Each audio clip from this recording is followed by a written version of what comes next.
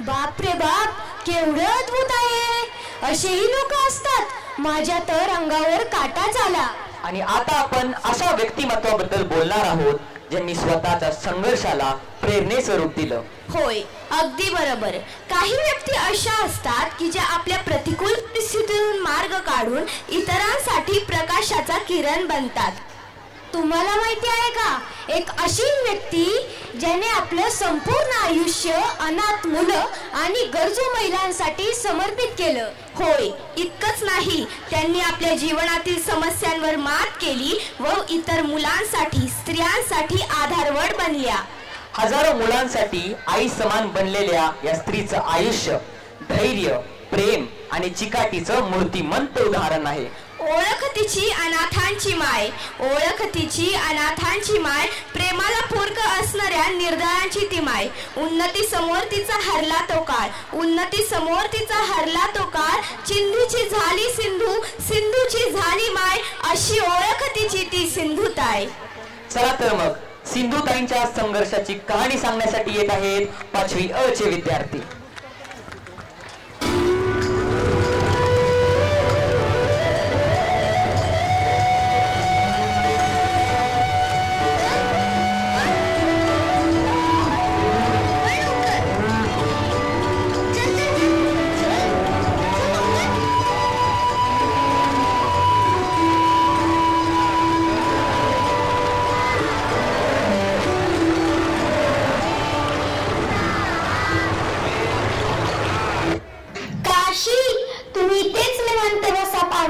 मी शाळेत जाते.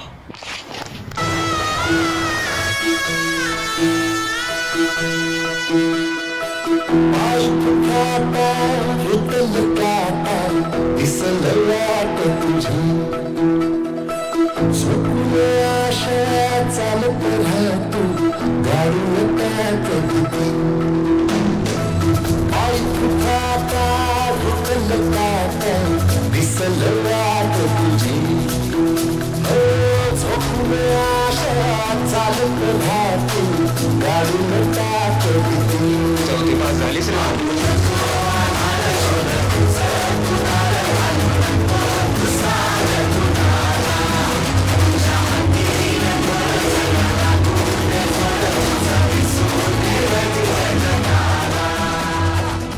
पोटीने पुढे जायचं म्हणजे लगीन करून सासरी जायचं.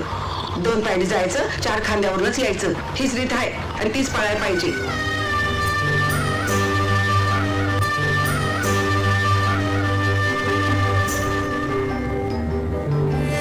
देवा तू सांग ना, कुठे गेला हरवली लेकराची गाण तुला उतार आता तरी.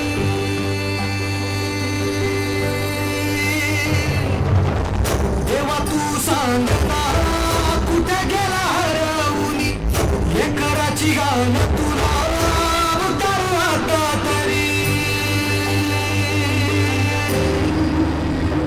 अंधारल्या दाजी देशाला बेजारन मन उर सरून निघालं बघ बरं मन.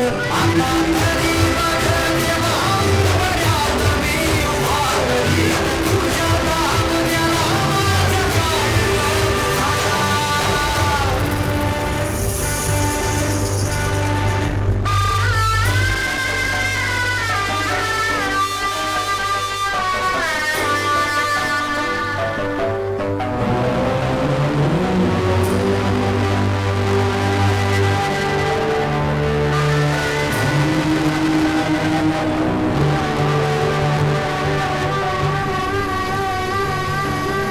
उरामंदी जाळ पेटला, जन्माची राख झाली इसकटलेली दिशा ही. उरामंदी वाट गेली जिन उरी वाटी झालं गेलं वाऱ्यानं उरून आवाज. बायको म्हणून आलीस, बायको म्हणून फिरायचं. आता घरी बघ देवा अंतर्यात मी उभारली तुझ्या दावण्याला माझं काय.